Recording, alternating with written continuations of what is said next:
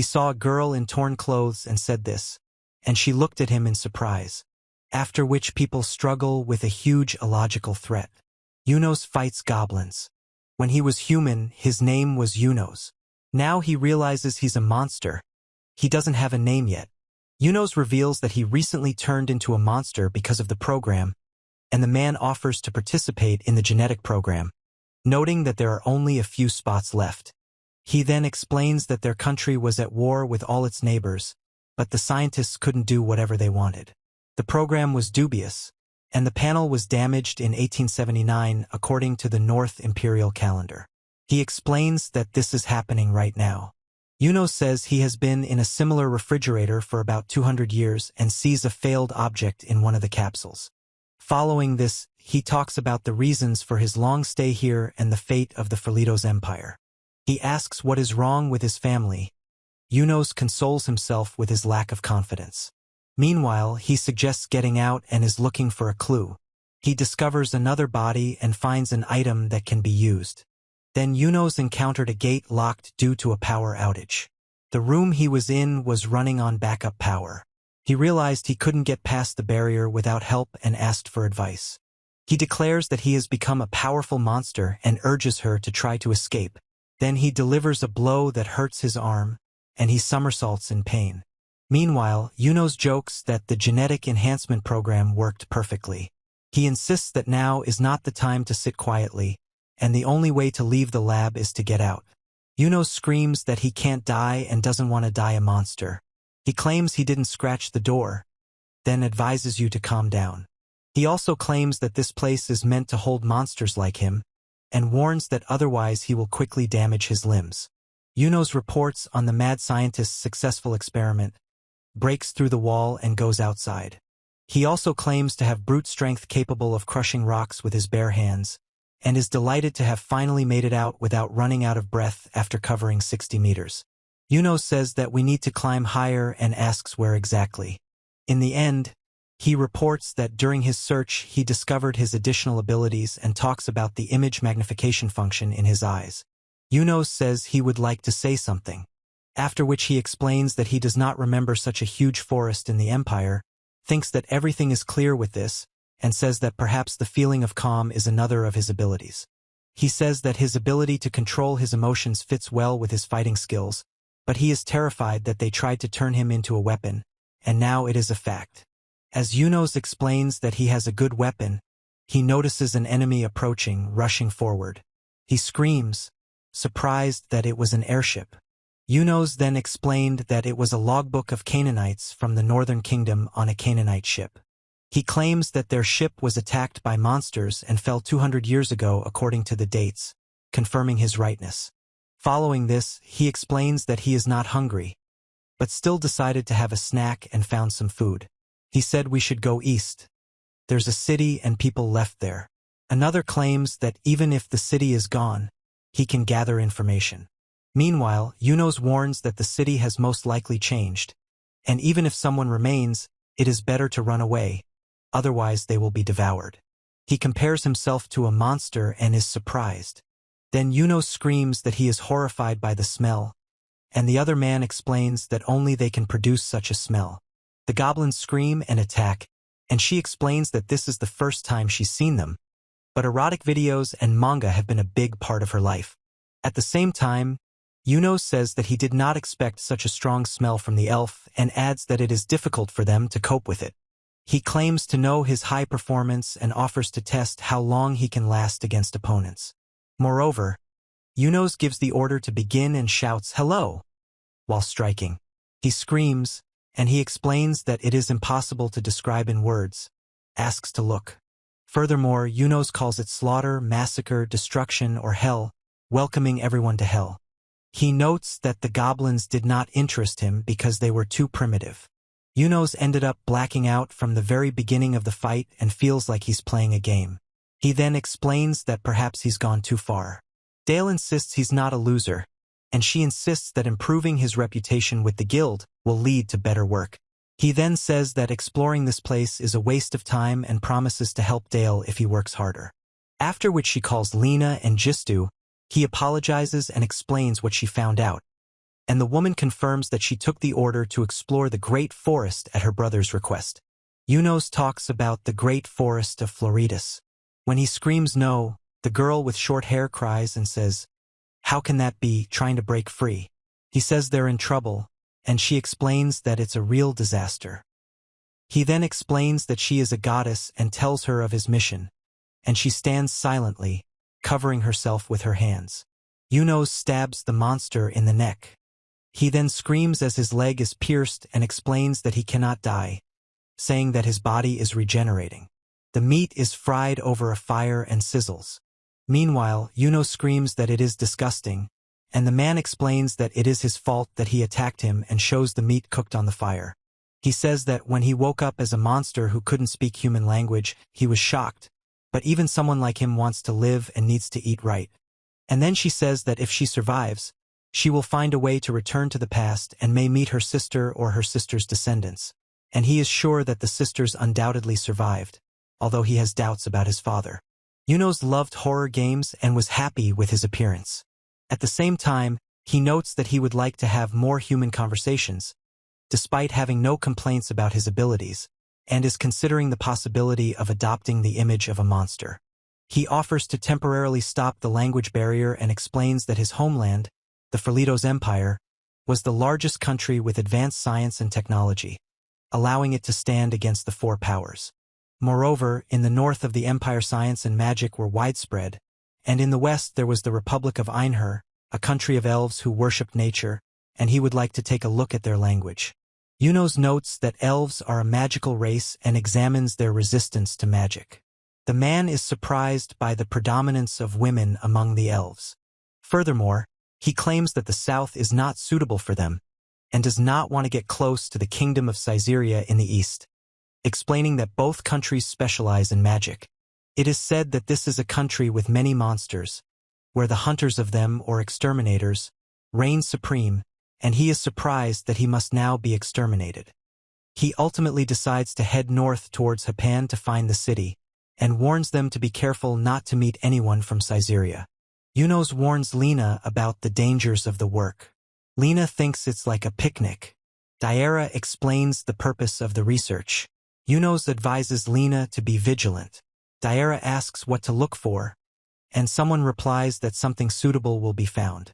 After which Daira explains that she was trying to improve the atmosphere and apologizes for disturbing her. And Lena says that this is not true. He refuses to meet in front of his sister, but she insists he become her real brother. They laugh, and the two women explain that such days come when you live close to death. When he delivers a powerful blow with his sword to the enemy, he warns her of danger. She is surprised. The witch says that they are surrounded by monsters. Then Riesel screams, fights off the monsters and notices a huge monster approaching, preparing for battle with tension. She claims that they have never been careless, explaining that the group of goblins led by the ogre had encountered a similar situation many times before, and they were dealing with the remnants of this empire, while the woman notes that there are too many blind spots and a complete mess. Following this, Yunos screams and creates a whirlwind, and she is surprised and begins to speak. She reports that the idiot's anti-magic knight's shield was taken away, warns about the non-functioning magic and the threat of destruction, after which she screams and turns to Lena when they are attacked by enemies. Meanwhile, she argues that it is better to be the goblin's plaything than to be captured in their trap. Yunos attacks a group of monsters, and then he is surprised by what is happening, and he looks closely at the people gathered around. Yunos warns not to interfere, and the woman says that she has large breasts. At the same time, he explains that the smell of goblins drew him here, and he didn't expect to encounter people. According to him, there are only a few goblins left alive. He claims she's a size 7. She agrees to the terms, and he points out that she doesn't do anything. Moreover, the goblin can't see the sacred place. Yunos throws the goblins aside, and the woman is surprised that the monster is hostile to the goblins and yet saves them. He screams, and the man with the staff explains that he is a goblin shaman. He is also surprised by the enemy's magic, explains that what he saw was magic, and attacks while she is in shock. The goblin screams. Yunos kills Riesel. The woman is surprised. Yunos strikes the goblin. The blow ultimately ruptured Gist's abdomen. He marvels at how good this is and explains that he's being honest about the situation. Yunos is frustrated and punches the man with the club, after which the monster destroys the earth, and the girl screams in horror.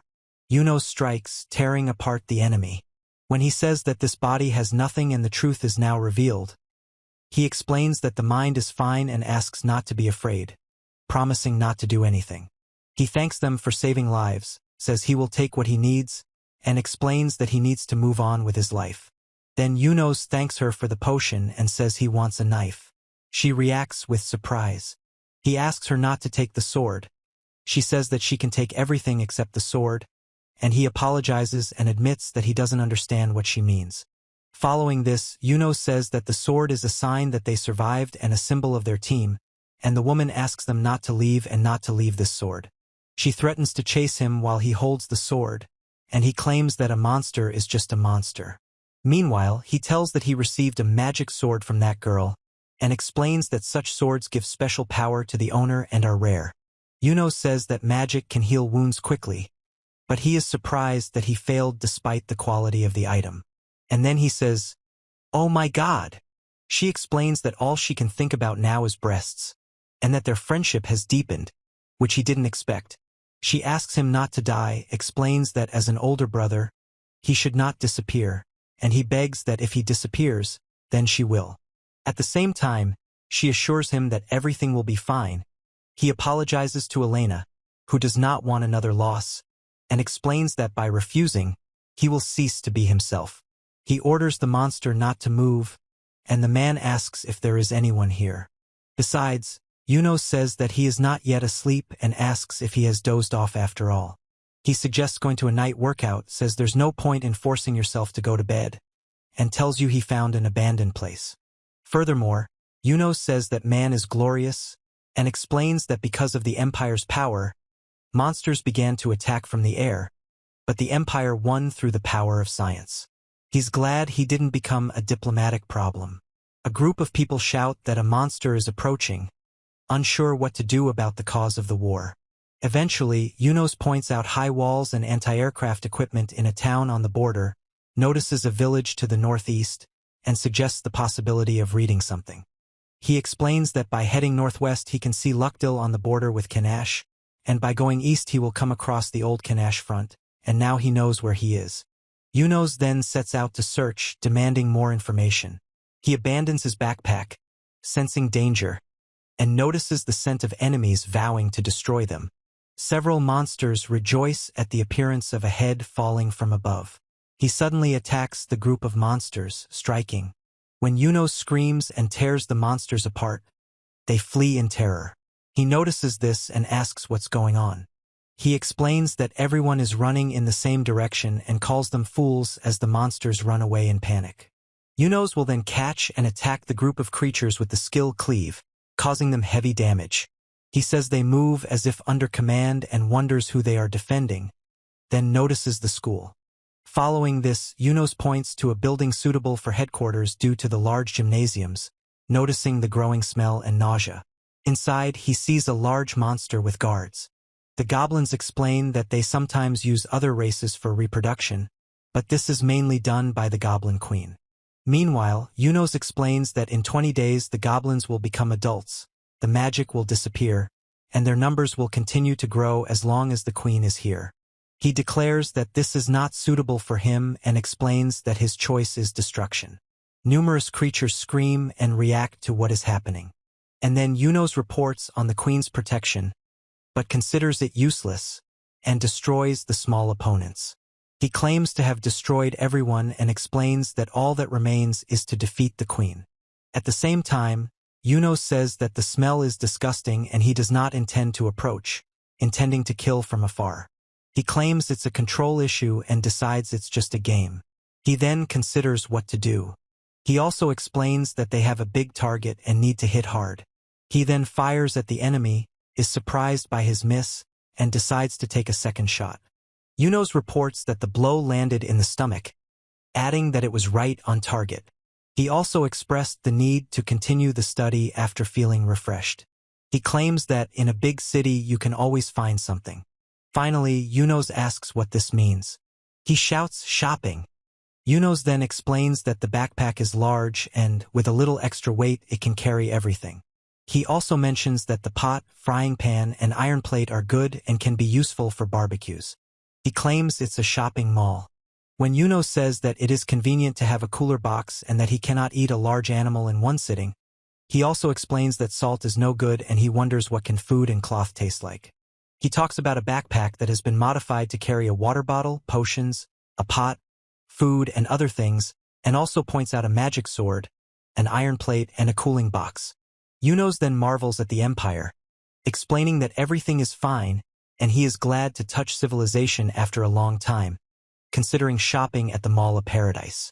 He reports on the dire straits of the Empire due to the war, and she claims that the Western Front has collapsed and the elves have become stronger. Following this, Yunos reports that no further news has been received since May 25, 1667. He emphasizes that the main question that interests him is, the man reported that the last message was sent on May 25, and a decision was made for total destruction. Meanwhile, Yunos explains that it is a total weapon and is surprised that he only has a bad feeling because he is an Imperial. He announces that tomorrow he will go to Mictor on the border with Canaan to assess the state of the Canaanite kingdom. And then he explains that the matter will be complicated, so the strength of the strongest groups is needed, and says that he can only ask him about it. He explains that he understands, and the other asks if he can do it, turning to Orlando. At the same time, he says he can't refuse if they ask, and that it will be a good training session due to the large number of participants. Then he explains that Team Blood Moon over the battlefield is getting ready. Another man asks if the reward is ready and receives confirmation. Yunos is silent, then explains that he is with them and greets everyone. He also explains that the body had mastered the skill of mimicry, which had become a habit and had done something cool in response to his fears. Yunos claims this is wrong and explains that it is very cool. Furthermore, he says that the Ferlitos Empire's body technology is deadly and amazing. Yunos says that after a hard day he slept like a log and didn't realize how tired he was, but he notes one important point. In the end, he explains that the body should not sleep and does not feel drowsy. This probably also applies to the feeling of hunger, and he says that if your strength runs out during the fight, you need to be more careful. Yunos' eye widened. Yunos then notes the presence of the mimicry skill and is surprised that they got here, explaining that they are not running away, which is similar to the last battle. Lukdil is a ruined city with abandoned buildings and overgrown vegetation. When he says that he did it for a reason, and explains that the red bandages on his right arm belong to Kanash's mercenaries, who are well known enough to allow them to wear this symbolism, and also says that there are 50 mercenaries against 300 goblins and they are surrounded, things are really bad for the people. He orders the second squad to prepare their bows, and another man warns them not to shoot at their comrades. After this, they confirm their readiness. He then explains that the guy is a good commander, wields a sword, and assesses the situation like an amateur, but with good intuition. The goblins plan to act in numbers. Yunos reports that due to the goblins' weakness, he was unable to see the mercenaries' failure and hates them. He claims to have destroyed 300 goblins in an instant. He orders Kazeta to use detection magic to search for survivors. Following this, the crowd stands in the center of the destroyed building, surrounded by debris and stains from the explosions. He felt pain and itching and asked what it was. The other three reacted to the unexpected event. Meanwhile, one of them says that the commander is running away and orders pursuit, and the other explains that there is no magic skill that allows one to see through mimicry. Yunos suffers from a migraine and refuses to communicate. The man with the sword admits to being captured, and the enemies are already approaching. The woman concentrates on preparing her legs, and then he releases a powerful stream of energy from his mouth. He says, "Hey!" The other one explains that it's magic again, and this time it's fiery. At the same time, he confidently throws his shield forward, explaining that his power should not be underestimated. Yunos states that this irritates and provokes him, but if the newcomers are released, he will do the same, considering it reasonable. In addition, he orders the fire to begin, and the mages and archers attack the enemy, delivering powerful blows. He reports the magic's failure and orders an attack. Another is surprised the monster survived. Furthermore, Yuno says that even this doesn't help. Then he screams that his blood is boiling, steps forward, and smiles, explaining that this is reckless. She says that she wants to be with him forever and confesses her love. In the end, he screams and jumps with a sword, and Yunos first says yes and orders them to come to him. He says it's heavy, but waves it easily. The captain shouts that it's faster. The others notice the captain's sword and tail, after which he reports his slowness and demands an explanation. Yunos calls it a monster. The woman looks determinedly. They step back. When he shouts Annie's name, she screams. The monster admires her beauty, and the other monster is surprised. She screams that she will not spare him. Yunos is surprised and asks what is happening. He then expresses surprise at the appearance of a crossbow, and she explains that she is using it and aiming at him. Yunos shouts that it's him again. The man is surprised, and the woman calls Annie. Following this, he speaks, lifting her with one hand, and she speaks, trying to free herself. Yunos regrets having to abandon her, despite the allure of her breasts. He's surprised that this is already the 5th time, and the man with the sword reacts to it. Meanwhile, he insists on starting. The others argue that the chance given to Annie cannot be missed, and they cannot miss it, and he explains that they will take the place of the 5th breast size. Yunos strikes. The man dodges and counterattacks, shouting that he will not give up. And then he is surprised that the attack happens again, and she calls Annie to action and strikes. She strikes him with a magical sword. He's surprised that the sword absorbed the attack. The other man explains that it literally absorbed her. At the same time, he claims that they will not be able to defeat this monster. He says the only thing that comes to his mind is that it needs to be done as soon as possible, and explains that they were able to escape, and then is surprised that he didn't ask. Moreover, Yuno says that he wants to fight him, and the man explains that he is ready to fight. He claims he can handle it. She doubts it and asks if he thinks he can win on his own. In addition, she orders him to hide his charms or she will attack him, and he says that she will. She cries and calls him a fool, and he says he's sorry. In the end, he admits that he cannot defeat Yunos, and that he understands this better than anyone else. He says the difference in power is obvious. No one died. Yunos admits he doesn't know what he wants, but chose him because he's the only one who interests him. After which he explains that he has always been a problem for reasonable representatives, did not think that everything would be so simple, but states that he is not going to do it for free. He screams that he can't hold back, and she clutches her hand to her chest, explaining that she can't let him die, and the three watch them with concern. As he screams and strikes Yunos, he crashes into the ground. He orders action to be taken faster and strikes Yunos, who repels the attack. He then shouts to the captain, who explains that it is still early and he is not giving up yet, trying to grab at least one sword. He says he doesn't believe what's happening. Following this, he clutches the sword in his bloody hand. He declares that this is the end, and the three men watch in surprise as Yunos grabs another by the head. Meanwhile, he screams, stepping on something soft and crushing it. He is surprised. The three observers express bewilderment, while Yunos is surrounded by figures and does not understand what is happening. And then he asks if it was about 3 years ago, and the other one explains that he doesn't remember. He said the old man hadn't washed his hair in a long time, which was disgusting. Yunos explained that he'd intended to feign suffering but hadn't expected to be tortured. At the same time, she claims that she has prevented many unnecessary deaths and it is time to get back to work, while he smells blood and explains that one can follow a trail if one's sense of smell is heightened. Two men are discussing something. In addition, Yunos screams about the desire to eat children. Two men are horrified. The third asks what is happening. He convinces them not to kill, and the man shouts not to leave him. He also claims to be surprised by the lack of attacks on him and believes that the cargo is not that valuable. She doesn't believe it's happening, but the other one claims it's real. In the end, he claims to be a lucky man. The women are surprised that the cargo is people, saying that they look like prostitutes, but are unsure if they were sold, and Yunos explains that it would be better to follow the boys and infiltrate their hideout, clarifying that he only needs the bare necessities. After which he explains that they are saved, and she is surprised. A man peeks out from behind a curtain, and two women scream, hiding behind him. Yunos explains that he can smell the escaped bandits and sniffs the air, surveying the surrounding area. When he explains that physical abilities and senses have improved everywhere, he is surprised at how much more advanced the Empire's technology is. He argues that it is important to engage in dialogue rather than resort to violence. He then points to a cave where the shelter can be seen. Yunos reports that they are using the cave as a hideout, but they have no guard.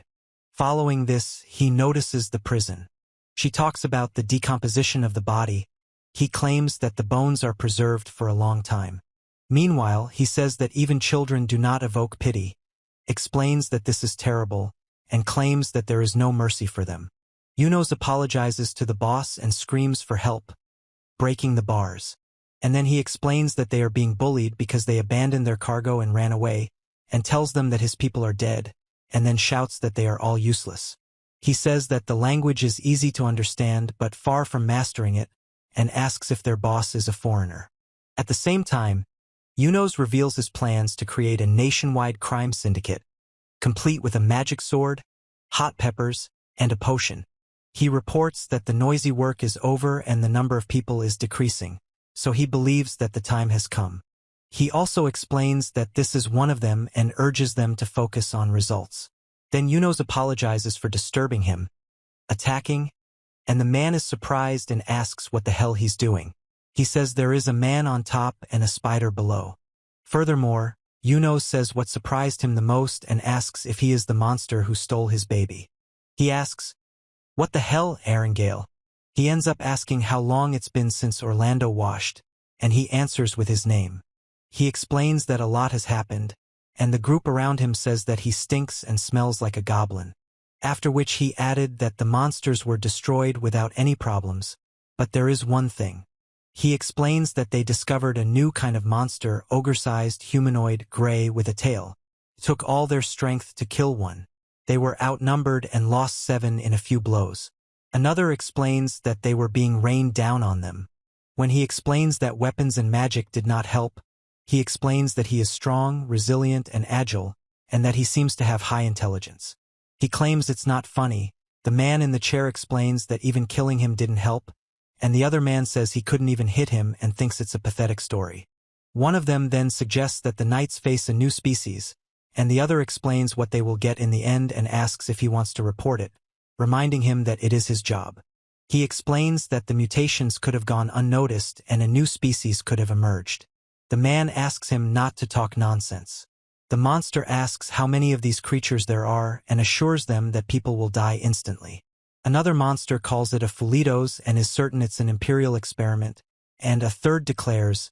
Following this, Yunos explains that the hands are not moving because a transparent thread has become entangled, and warns the thug not to move without his permission.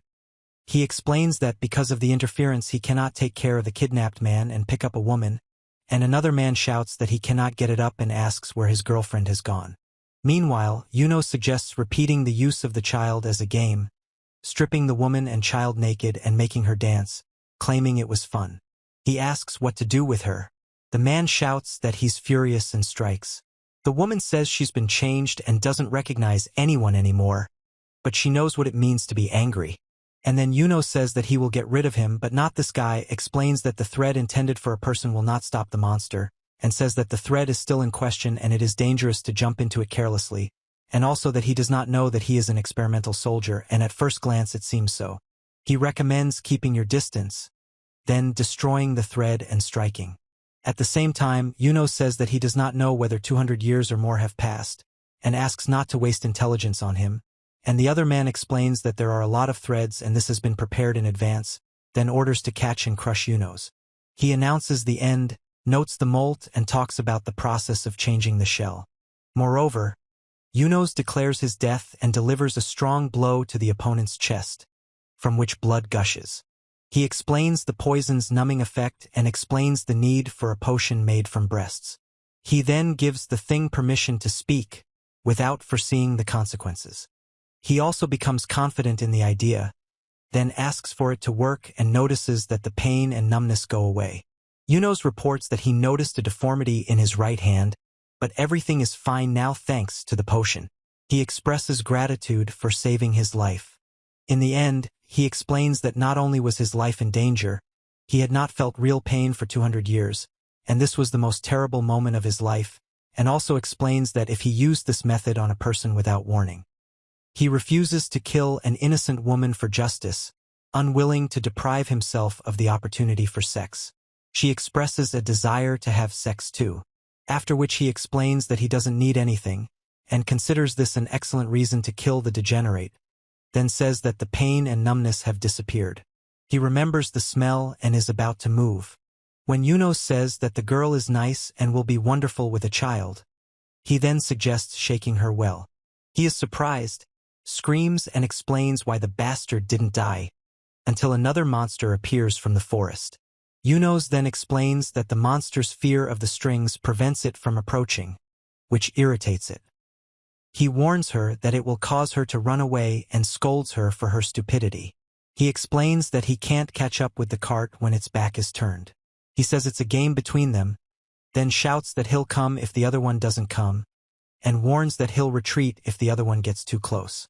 Following this, Yunos attacks the enemy with all his might, despite orders to retreat. He explains that the enemy's retreat will lead to a protracted situation, then makes a sound and prepares for battle. Meanwhile, Yunos is surprised and shouts that he will go and attack the enemy. He explains that if there is a gap, stones are thrown into it, then everything is repeated mechanically, and the other one shouts at him to fight fairly, and says that he does not want him to be the only one who speaks honestly and fairly. And then he explains that she plans to escape while he dodges the poison, and says that this is exactly what he is counting on, explaining that this is just a hunt, not a fight. Yunos gasps and falls. The man admits that he cannot defeat him and is going to retreat. At the same time, more than a month has passed since the battles began, and he continues to do this for a long time.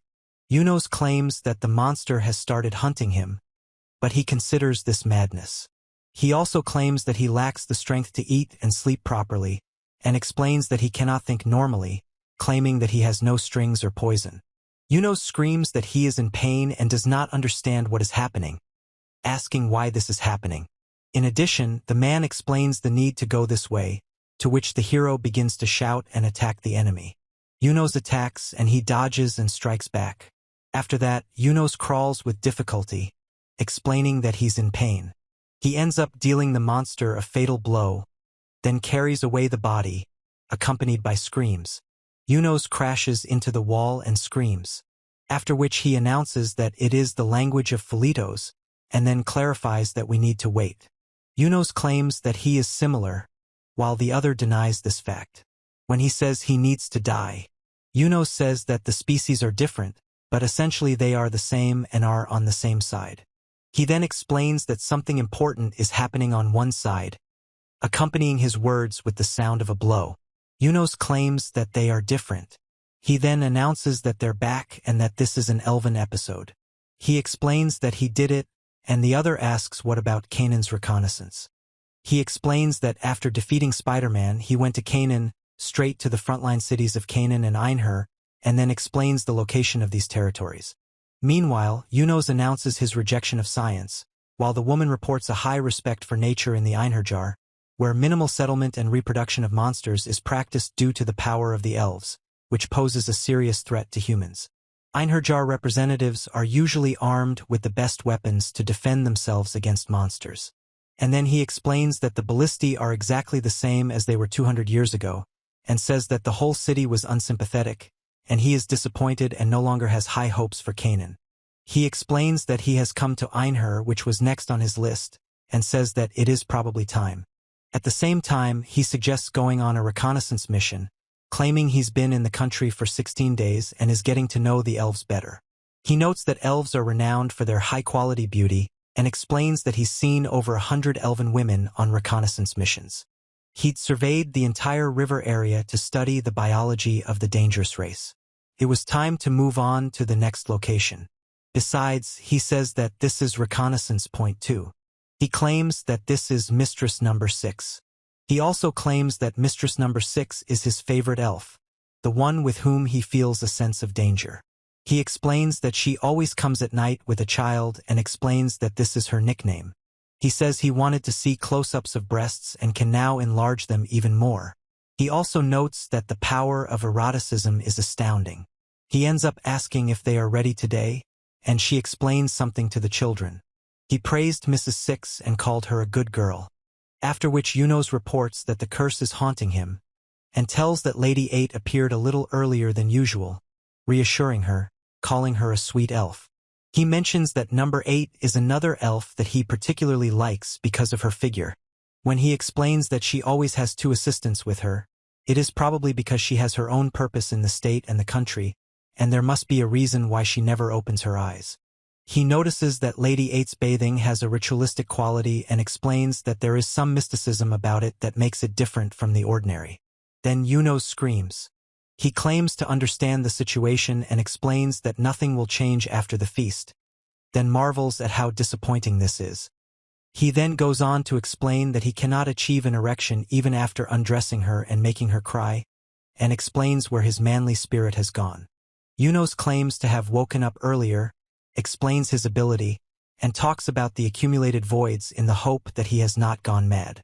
Meanwhile, she says she can't help but think that she might become like him, and he notes that he values his emotional inhibitions and can't help but sympathize with such a monster. Yunos notices that it has gotten dark, and then he explains that the elves do not come to the river after nightfall, and speaks of the need to eat and tidy up while there is still time. Yunos says that the magic swords are sharp but tasteless, and asks for salt. At the same time, he claims that he cannot lose, explaining that his strength surpasses that of ordinary monsters, and points to the entrance of the cave. He rides on his tail, then sits down and says, "Cool." Besides, there were other experimental soldiers there besides Yunos. If he returns to the Empire, he might find them. There are many other reasons for that. He explains that he's long known he needed to return to the capital, but couldn't bring himself to do so. He reflects on the monster-infested ruins and the vast forest. In addition, the man reports that the date has frozen at May 25th. Yunos argues that the Empire likely already existed. He knew it, but he didn't want to admit it. He explains that a loss of hope had occurred. Ultimately, he stated that living with oneself is more difficult than it seems, and it may not be as easy as people think. Yunos says that his body is made of strong armor and talks about the strength it gives him. After which he explained that he was unable to lift a heavy object, as it was too difficult for him. Yunos informs Lady 6 and Lady 8 that he is leaving.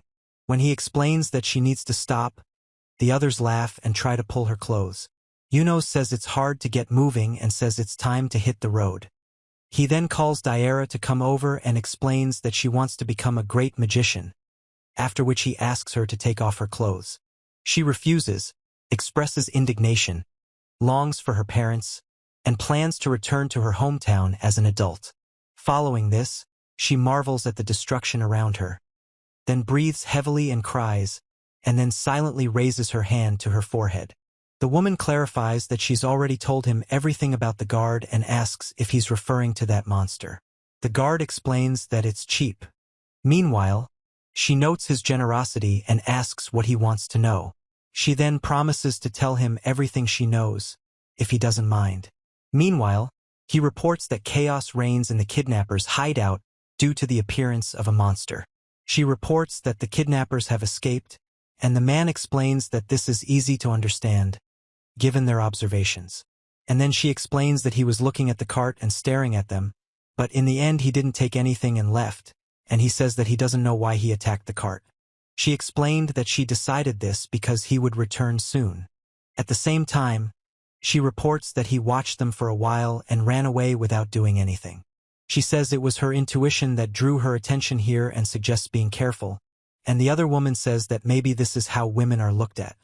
Moreover, she says that she considers her beautiful and wealthy, and invites him to come to her for money, and she asks for help, thinking about the compliment and is sure that he is in Canaan. He tells her about the money he's earned and asks if it's worth spending today. She convinces him not to waste it. Then the man invites Deer to his place, noting her talent. She explains that her mentor chose her as a student because of his affection, not her talent. She also reveals that despite losing her virginity against her will, she continued to train hard and became an adult. But upon returning, she found her hometown overrun by monsters. She admits that remembering the past, she realizes her insanity. She eventually became an adventurer, mercilessly slaying monsters. Near death became a normal occurrence for her, and the deceptions and violence of her comrades were of no consequence. She explains that her motivation was to get rid of this world and all the monsters. After which he tells that he met Lena and Liesel, brother and sister, and she explains that this happened then. She offered to join their group, saying that she had been part of other groups before and was creating her own for the first time.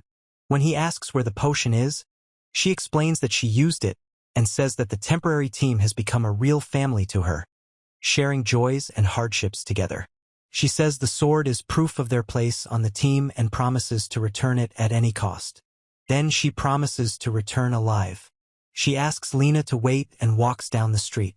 Following this, Yunos explains that he cannot move and says that his body does not obey.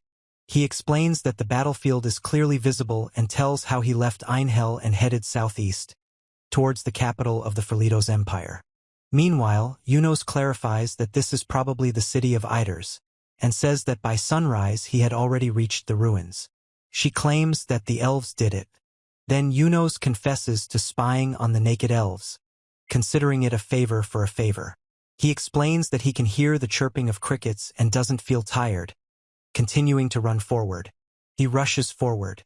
At the same time, Yunos points to the Iron Tower of Shibaro, noting its tilt but stability, and admires the Empire's technology. 5 people stand in front of huge black tentacles that are approaching them. Plus, Yunos says there's something special about visiting places that hold family memories. He claims they are here because of the smell, explains that there are many of them, and speculates about a possible connection with the Queen, while the monsters ask in surprise what it is. Also, Yunos says he wants to let off some steam, and the monsters are surprised and retreat. He attacks multiple enemies and continues to fight in the center of the battlefield. He ended up destroying enemies longer than he'd planned, and was soon to see the city of Aga. The destruction was worse than expected. He explained that this city differed from Aga in its color and lack of greenery. Yunos reports that he was completely burned. His gut instincts were right. He explains that since leaving in hell, he's been running non-stop, slaying goblins, and pondering elven magic, planning to take a break. After which he says that he needs to get to the capital as quickly as possible, shouting. He hadn't noticed it before, but he just didn't want to admit it. When Yunos tells that time was right in front of him, he explains that it is a crater from his impact, then jumps and quickly runs to the edge. Yunos then remarks that he has never been to the beach, but he wonders what the sand is like there. He notes that the 8th one also has a grate but then points to himself and asks her to bend over for a better angle. Following this, Yunos reports that the native empire of Floritos was destroyed by its own forces. She says that to survive in this world, one must study the elves, and explains that she came today to observe them. Meanwhile, Yunos notes her beautiful, large figure and explains that she is simply putting on rose-colored glasses, admitting that this is an escape from reality.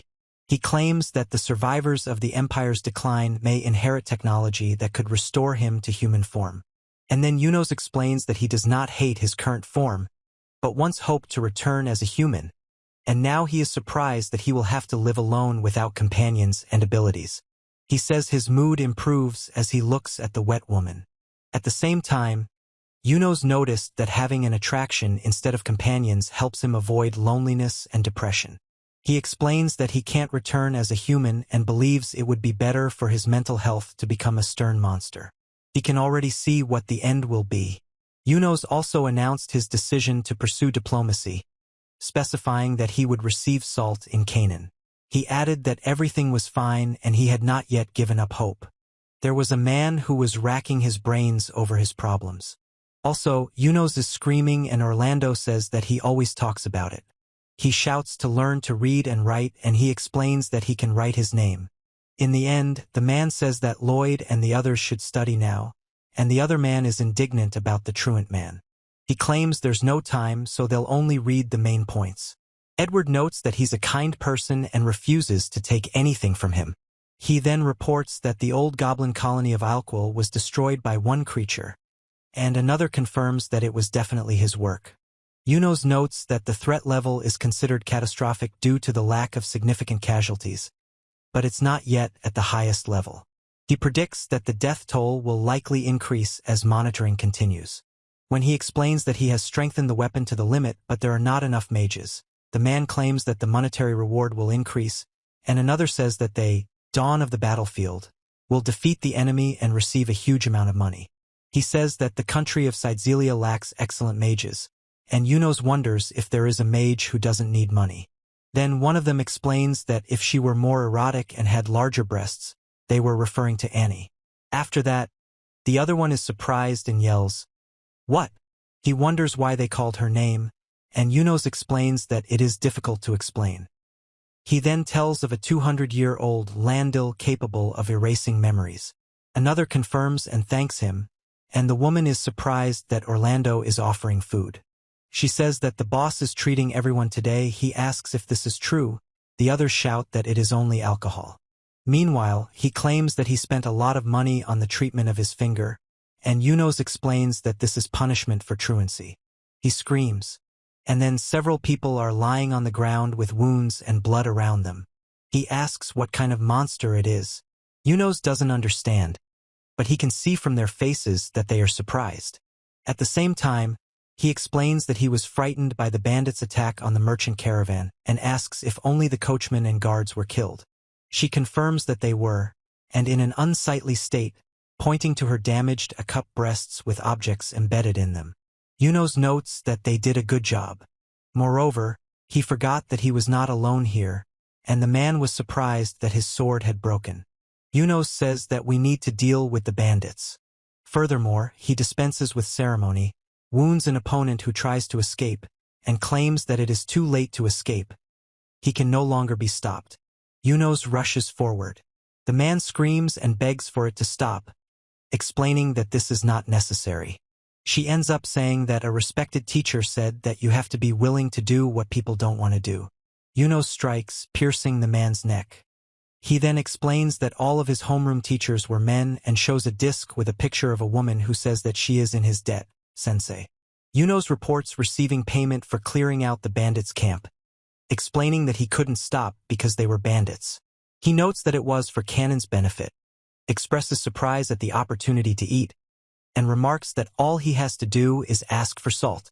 When he apologizes, the others shout that he is a monster and will kill them, expressing horror. Yunos smiles and makes sounds. Then he was delighted with the double amount of salt. He reports that he has nothing salty left except dried meat.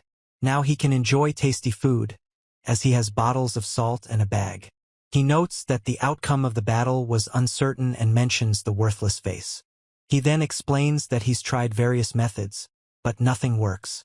He then explains that the vessel can't be used as a jug because of the hole at the bottom, and wonders why he didn't notice it right away. Yunos claims that this is just his imagination and can become part of the statue in the ponds, while the man notes that it is useless and he does not need it. Meanwhile, he explains that he is going to go to the mall in Alkville to look for a container for salt because he is afraid that the bottles might break and he will constantly worry about it. Yunos frequently travels across the Empire, Cannon, and Einhell, and has decided to build a base in the Empire. And then he says that the plan is truly brilliant, explains that if he collects everything he needs and leaves things at the base, he will be able to move around freely, and is happy with the thought of creating a secret place. He proposes establishing a base near Einhell and Cannon, choosing the Northern Isles region. He expresses impatience to begin work on the base. Meanwhile, Yunos reports that he has returned home, having lost extra time due to the salt bottles. He believes he is already close to Idols and says that starting tomorrow, things will be incredibly busy. He admitted that he didn't understand. He also notices a strange light in the forest and decides to approach closer. He explains that the trees are preventing him from getting a good look. Yuno screams, rushing forward. Besides, he is surprised that he just dodges it. Yuno says the building looks like the one he woke up in.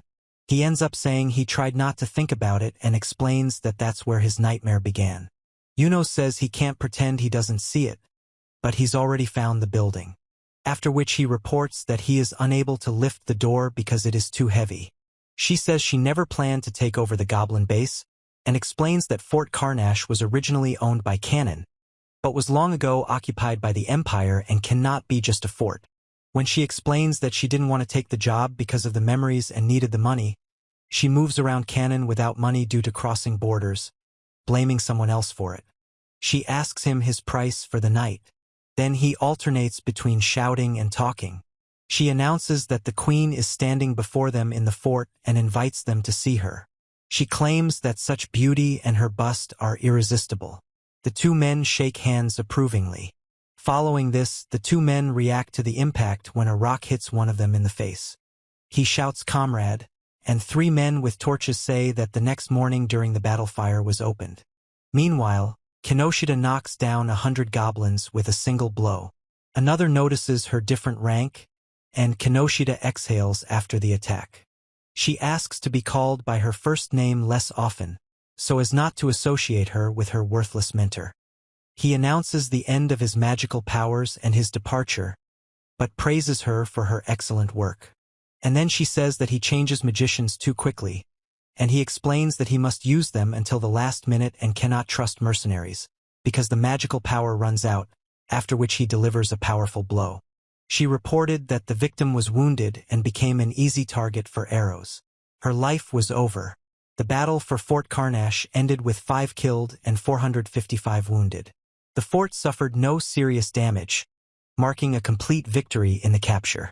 At the same time, he claims that the owner of the territory should be grateful for his instructions, while she notes that he is just a burden on the mission and at the same time shouts, "Hey," at her. He claims the takeover was successful, but she remains silent. The two men laugh and ask her how much she charges for the night. He also asks if she is going there too, and he explains that he wants to talk about work. He tells that there is a small story with him and explains that due to the lack of magicians in quality and quantity, they will soon be sent on a mission to destroy him, and he says that he would be of great help to them because he has such skill. In addition, she demands to know all the details.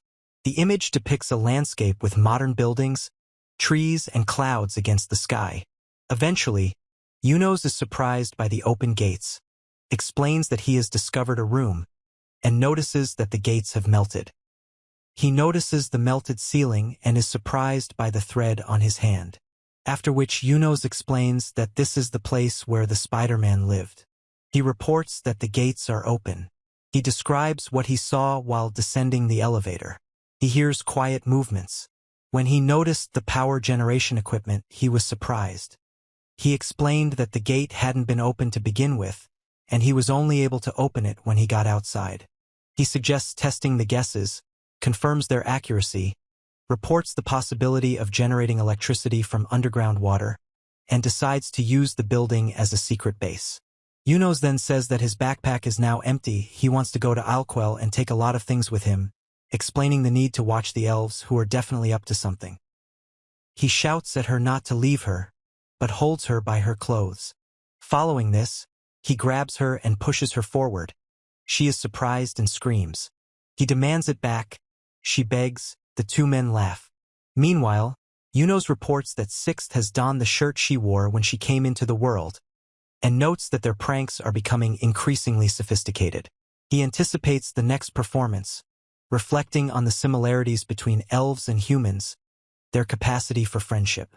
He believes that studying the elves will help him understand past events, but admits his inability to understand their conversations. And then he says that he has had his fill of female breasts and can now return to the Empire, explaining that he came here only for her sake, and decides to go without haste. The text indicates that the action takes place in the Kingdom of Cannon, in the city of Licol. Meanwhile, Marcus invites Angeal in and asks what's wrong. Angeal explains that he senses a bad aura outside the door. He reports that they received orders to capture a new species in conjunction with the territorial army. Another confirms that everything went according to plan. Moreover, the new species attacked trade caravans and killed only bandits, and the owner of the estate insisted on this. One of the items stolen was a replica of the water source of seas, which was to become the symbol of a new city in the southern part of the country. He says, he claims that in order to force them to fight an enemy about whom they have no information, they do not spare the lives of mercenaries. He also explains that success will be the territorial army's doing, while failure will be the mercenaries' responsibility. He apologizes and says that Iskra will be unable to participate, but asks Angeal not to blame himself, as he's doing everything he can. The man explains that Rasvit will definitely participate, wanting all the teams to do so, and that only the OBOs would get involved with the new type. The two men are surprised that with Rasvit's participation, they won't keep quiet about the large monetary reward and will become competitors. As a result, one is confident that the craftsman will cope, while the other does not think about it. He asks if he should talk about his premonition, and the other explains that one cannot become timid with age, and he already feels what will happen, even without seeing it with his own eyes. He then states that this part cannot be touched and explains that Yunos must move forward using the force from looking at the breasts. She explains that they finally got up, and he is surprised and calls her sixth. When Yunos says that they have been here all this time, he returns and is happy to meet his partners. He says that he expected. Yunos then explains that yesterday he used up all his strength running to Alquell, so he fell asleep right away, and for the first time in this body he was so tired. He says these are salt containers, plastic containers, a kitchen brush, and dishes. Following this, he explains that the refrigerator cannot operate continuously on electricity, and asks what would be suitable in this case, specifying that we are talking about household appliances. He explains that you can watch movies and have fun on it. Meanwhile, he doubts the integrity of the hard drive, but continues to reason. Yunos claims that he can keep them forever, and he explains that taking them on the sly is a crime, but peeping is also not an angelic act. And then he explains that in Alquell there is no law against hidden filming, because there are no video cameras there to begin with, and the little creatures say that it is impossible to spy on the crystals of imperial wisdom. Yunos points out that it is unacceptable to cross the line, but claims that he is not human and can do this. At the same time, he says that the power of imperial technology will be demonstrated once again, and asks the elves to wait. Yunos notes the lack of goods in the warehouse and the rejection of the second candidate. He explains that Giswaya is a thriving city with a weapons factory and electrical appliance dealers. Moreover, he claims that despite the distance, he will run for the sake of eroticism, leave the TV and player in his base and walk past the goblins. Yunos announces his arrival in Gisvaya. He also says it would be boring here without him, and asks you to find what he's looking for. Then he notices a suspended orc. Yunos claims the same thing will happen beyond the fence and is struck. He then explains that the red body is a red orc, superior to the orc in intelligence and physique. In the end, he says, here she is. He took 2 cameras and 50 blank discs, said that he needed to look for discs for the film, and mentioned that he had in mind the ones he had been waiting for a long time. After which he is surprised by the number of books and says that he does not know what to choose. Yunos looks at the door with the sign 18+. Next to it are erotic discs with pictures of girls and explanations about the quantity and preferences. When he explains that he took the discs for inspection, he justifies himself by saying that the girls in bikinis were sold here, and talks about the need to watch them in perfect health so as not to show disrespect to the actresses.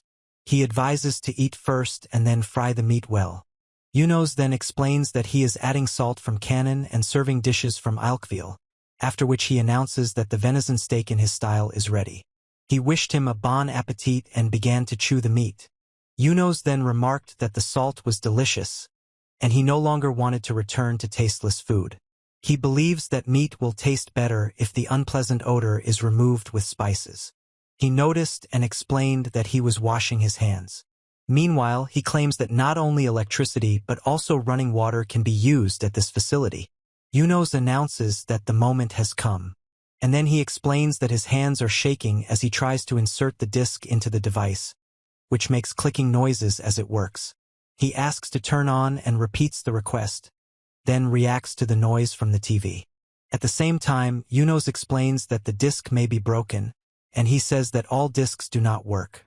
He is surprised that the video camera can also record and tries to turn on the device to check it.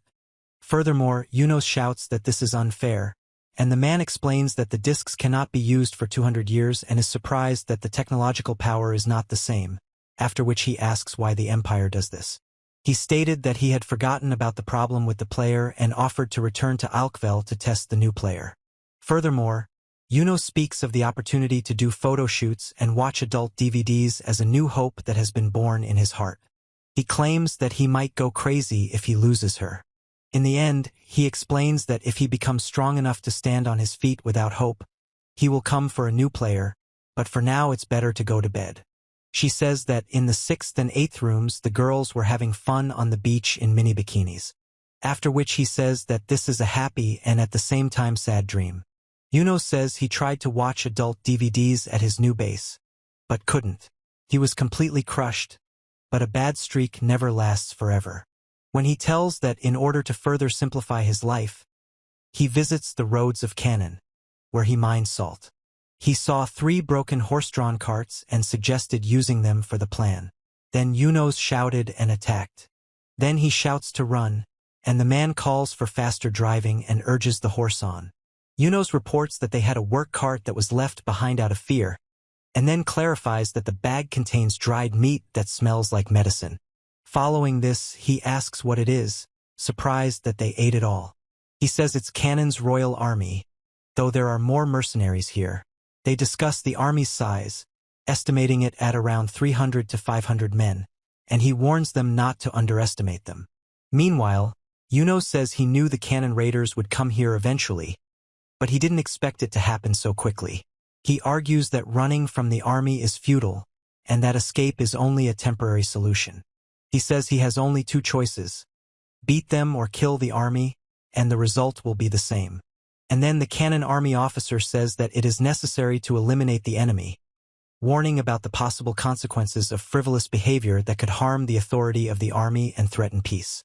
Yunos notes the difficulty of moving around the Canaan and explains that movement will be reduced out of an abundance of caution. At the same time, he explains that he cannot fight, and the man in the cloak with the horse and the knights listen to him. The knight declares the monster is trapped, and all enemies of the Canaan kingdom are doomed. Yunos asks what kind of show this is. Besides, he says that he will think about the rest later, and the man with his hand raised says that, as they wanted, they will meet face to face. The commander orders them to fire and not retreat, and the mercenaries obey.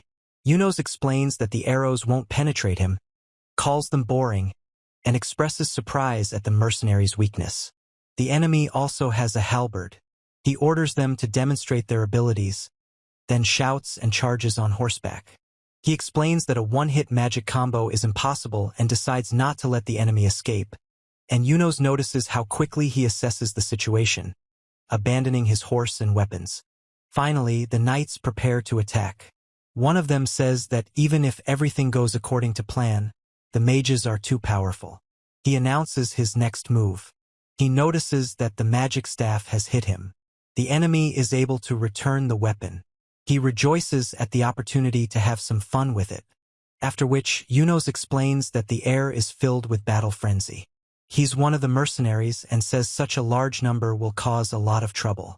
He orders them to follow the commander. The man says it's time to end this game despite the fun. He screams and admires, and the man is ready for battle and begins to move. When Yunos screams that he will not let them escape, he rushes at the armored man who is kneeling with a weapon. He screams and tries to hold back the blood in his mouth, then falls to the floor after being hit in the chest. He then shouts to the commander, and Yunos says that if no one goes next, he can go himself. He ordered archers and magicians to destroy the monster. Following this, Yunos says that now it looks like a real battle and shouts to be heard. 3 men greet each other. One shouts that he will strike, the other dodges and prepares to strike back. Meanwhile, he explains that the opponent is dodging blows but not defending himself, and promises to smash his face, after which he delivers a powerful blow. He fights Yunos, who frightens him with his strength and makes him doubt his own power, while in the distance the mages prepare for action. Then he tells them not to look around, explains that the enemy is right in front of them, and orders the archers to get ready. It's noted that it's difficult to deal with so many enemies while keeping an eye on the mage and sword. The knight orders the firing. Yunos is surprised that the knights can't join forces. He decides to take cover from the hail of arrows and notices number 5, a beautiful blonde, running right under the fire.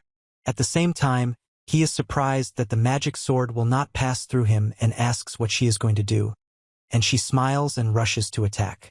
Yunos explains that it is poison and attacks, the group watching with alarm. The knights also discuss altering the magic's trajectory and transforming him into a true monster. He sees this for the first time since his transformation. He then orders an attack with all his deadly force, declaring that the polite struggle is over. The knight on horseback orders to stop. Yunos shouts. The soldiers warn not to approach and ask for help. He also shouts that he doesn't want to clean up and asks not to interfere with his life, and the man explains that no one talked about fighting such a monster and calls for calming down and taking a fighting stance. Yunos shouts that enough of the show is enough, explains that the royal army is finished, and the horseman announces the arrival of reinforcements, which he thanks. Finally, he shouts that he will go first, and the 3 next to him answer that they do, while the armored enemy rushes forward. Yunos attacks the enemy, who resists and swears, after which he asks if it's all over, and he explains that he's holding back his forces, so there are few casualties, but there are still those who are unlucky. Yunos attacks, the woman breathes heavily. When he breathes heavily and says, "Ah," pointing to the crystal embedded in the ground. Yunos notes that the situation was dangerous and that a rock hitting him in the face could have ended badly. He then wonders how she could maintain such power after releasing the magic, and he explains that she has completely used up her power and will no longer be able to hide. Yunos says that one can see her face by watching people on Earth. He then explains that he cannot fight, and the man is surprised when she suddenly attacks him with her foot. Yunos is surprised that she still has the weapon in her hand and isn't about to surrender. He explains that even when she's raging, her chest begins to shake, which pleases him, and asks her to let him go, explaining that he doesn't understand Caesarean. Meanwhile, he admires the beauty of her breasts, and she says that she has seen them somewhere before. It makes a sound and the caption invites you to read the second chapter. And then Yunos screams, and the woman is surprised that it is the same busty one. A girl prays in front of the altar of a church with a bell tower. At the same time, she prays and asks for help. She says that the excitement in her heart does not subside, and he claims that it is Diast's brother. Furthermore, Yunos asks for protection for Diri's sister, claiming he has memorized her figure. Diri is surprised and screams. He claims that her goal is something quite expensive, as she has reached canon. In addition, Yunos reports that the magic potion stolen from the busty one saved him from death, and the soldiers claim that they are not going to attack and only need one mercenary. The knight orders his mercenaries to eliminate his opponents.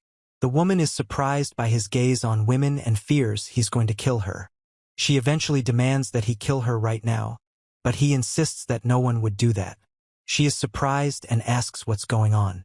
She says you always have to find the right weapon, after which Yunos explains that he cannot lift the sword, and she says that the sword belongs to the hero, and he must be stronger.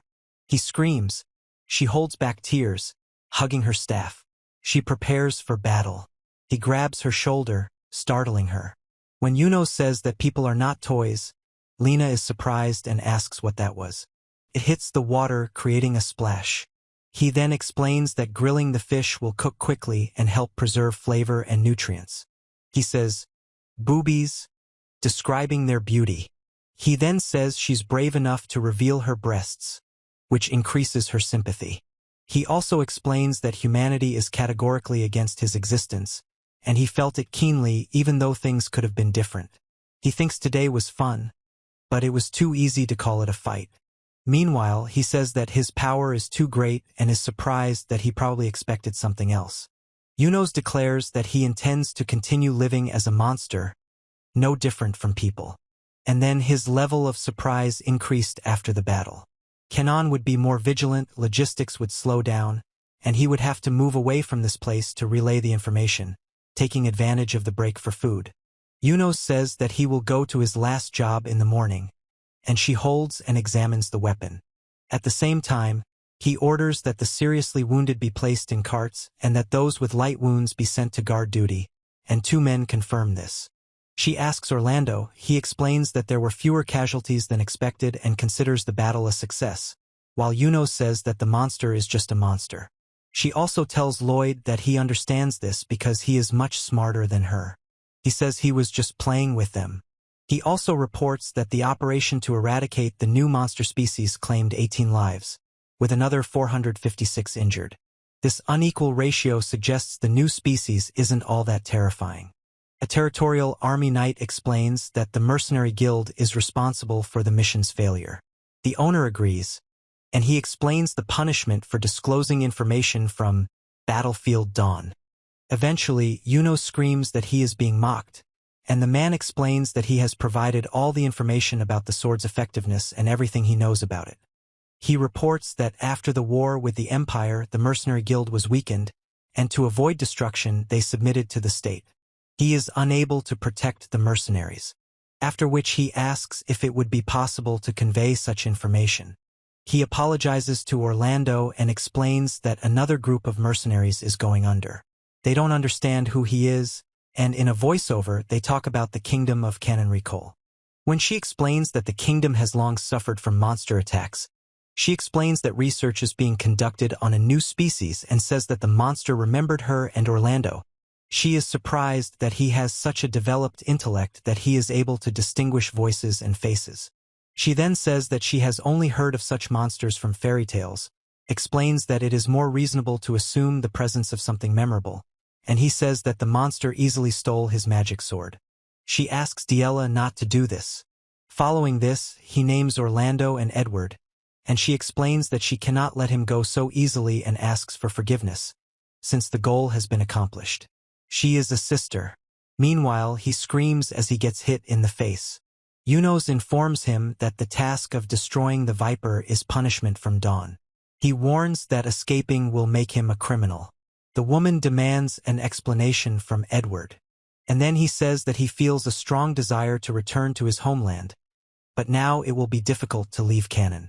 She believes that even the most accomplished professional can beat the catastrophe class, while Yunos claims that Canadian black pepper does a great job and is delighted with the taste. At the same time, he says that today there is pork, on the second day how delicious, and on the third day delicious, but Yunos is tired of meat and wants vegetables. Besides, he dreamed of meat but got sugar from fruits, notes the difference and thinks about the possibility of getting fruits and vegetables from the elves. Yunos says the farm in Caesarea is too risky due to its distance from the capital.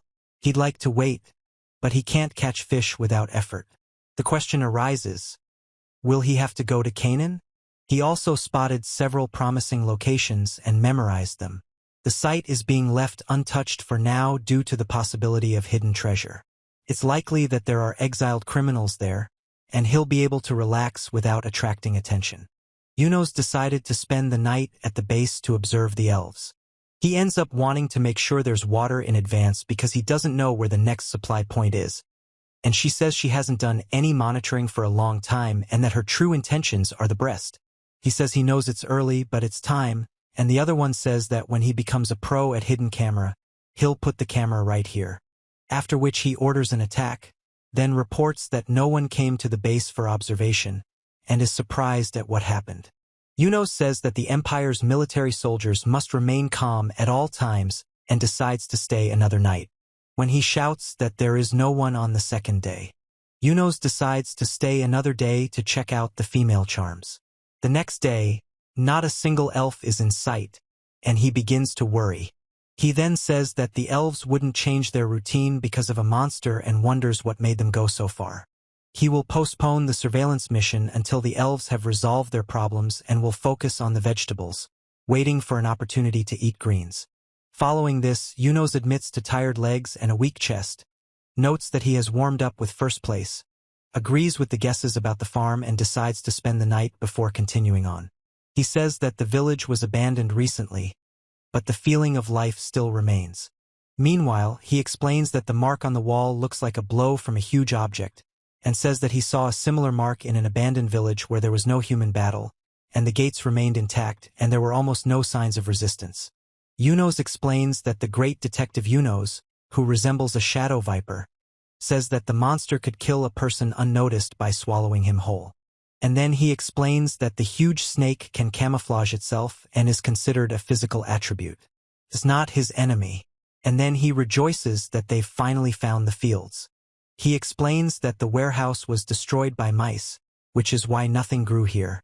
He says they'll have to climb the mountain because there's nothing they can do.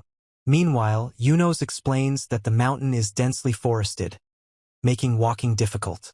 He hears human footsteps and estimates their number to be twice that number, assuming they are residents who have fled the village. He tries to focus, but the trees are in the way. He needs to make sure. He falls down the steep slope and screams in pain. In addition, Yunos reported a lack of energy due to weak pectoral muscles, as he and his group are preparing for battle. One is surprised to meet familiar faces in the mountains, while the other thinks it would be better to meet villagers, as his luck has deserted him.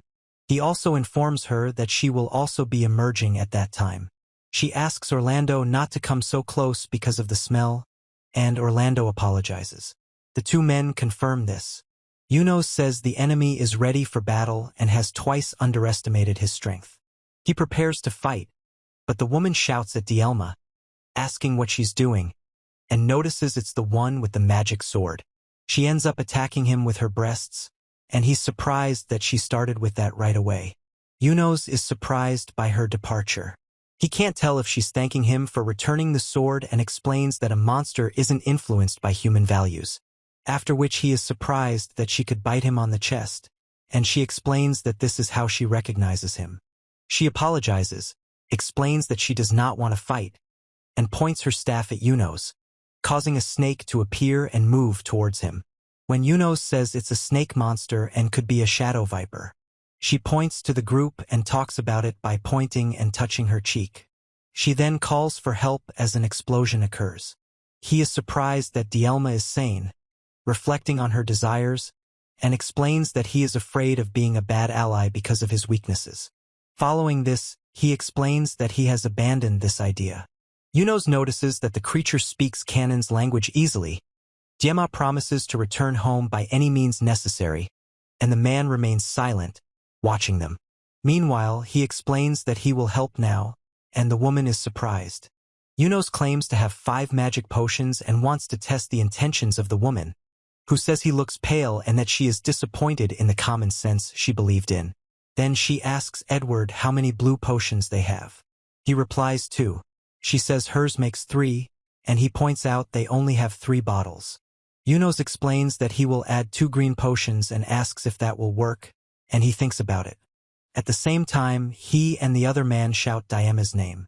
She declares the deal is done and expresses her approval, then mounts Yunos, holding a spear.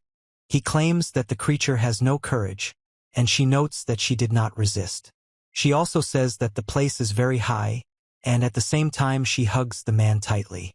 He was hesitant at first, but now he says with confidence that when number 7 is around, the serious time is coming to an end, and she asks him to go quietly. Yunos also stops. The woman clarifies that the deal is done. The man is surprised, thinking it's a joke. The woman explains that she has no intention of standing idly by in the face of monsters. The man asks if the new type of monster can be trusted. The woman admits she doesn't know. He is surprised that the others agree, and she asks Yunos to punish the knights. So, Chapter 15. A group of people are discussing something while walking through the forest. Yunos announces that he will help destroy the monsters the mercenaries are hunting in exchange for their magical lands, and explains that he has somewhat understood the whole situation. After which he explains that throughout Vimest they were forced to embark on a reckless mission to exterminate monsters after the operation against him failed. She shouts that she can give those damn knights a run for their money. Yunos says he wanted to help with the potions, but the situation is complicated. The chances of victory are slim. The woman warns that the enemy's disguise is a problem. When she dropped her strong woman expression, he explained that he, too, had his hands full. Yunos calls for fun. A man and a woman discuss food gathering and examine an axe, rope and shovel. She then says that these instruments can't be real and asks if this is a joke. He says the new monster sucks blood from its victim and creates a groove for the blood to drain. After this, one says that we need to look, and the other explains that Yunos is building an oven. He claims he's not surprised by anything, and the other woman agrees. He starts cooking, and she's surprised that he actually cooks. Meanwhile, he says that he is frying meat. Two people are surprised and ask if he is joking, and she asks for mercy, explaining that her head is completely spinning. Yunos adds salt, surprising her. And then she screams. The man in the mask calls her cutie, and the woman in the hat explains that the monster is frying meat on a baking sheet. Yunos explains that she understands words better when they're separated. She intends to pretend she doesn't understand. Then she refuses the meat and asks if he will. At the same time, he explains that when she gets angry, her breasts start jumping, and he would like to run his fingers down her cleavage and pull her clothes down. But she won't allow it because he's a monster. She claims the monster is cheerful. The monster explains that at first he seemed terrifying, but he got used to it. Another man tells the commander that he can't handle the viper alone and has become scared. Moreover, he claims that from the very beginning they did not have much of a chance in a fight with the enemy and intends to drag the enemy into a huge hole. He wipes his body with a sterilized cloth, and she says he's cleaner than Orlando. He asks for forgiveness. Furthermore, Yunos explains that the monster is paying attention to the dirt, and it is screaming at him to throw it away. He says to use it, and she explains that he gave her a clean and used towel. She ends up saying FM, and Yunos thanks her and explains that he is replenishing the energy he was unable to obtain during the observation mission.